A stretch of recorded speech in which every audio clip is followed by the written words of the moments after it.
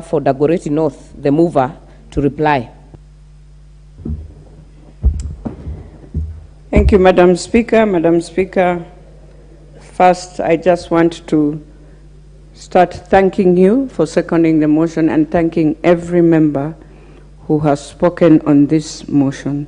Madam Speaker, this motion is going to turn around the situations that we have in our country.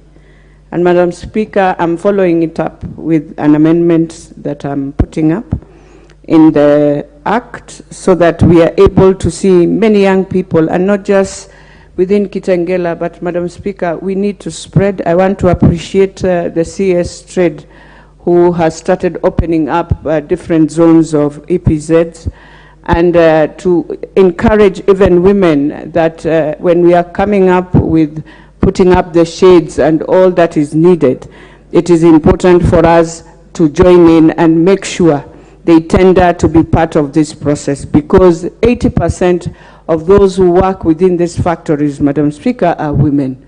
We find that many, many young people also need to be encouraged to join in. EPZs are not just issues of exporting clothes, but as Mheshimiwa Tandaza has said, it is across all our resources, and therefore we have to also protect our zones that have different minerals. We are talking about debt, Madam Speaker, and this is part of what we need to think. You bring in more employment under EPZs, you caution your dollar, you caution your shilling. Madam Speaker, today when you look at the country, I know there's a lot that is needed, and I know this house, this August House, is a house that is going to change. The National Assembly at the moment is standing firm. I think we are doing better even than the Senate in terms of just looking at the country and trying to push what can support the country on this high cost of living. Therefore, with those many remarks that I have received, I've taken them down, and indeed I will include them, especially when we are coming now to review the Act. And I just want to say it is important to also enhance our local investors.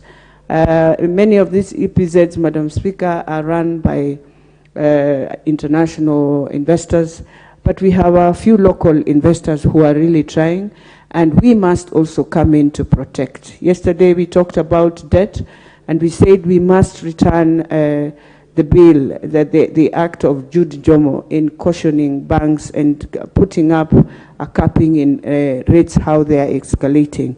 And this is part of what can help build up this, and knowing that Kenya is a hub that everyone is looking at. When you look at the other countries across us, Madam Speaker, you can see many challenges.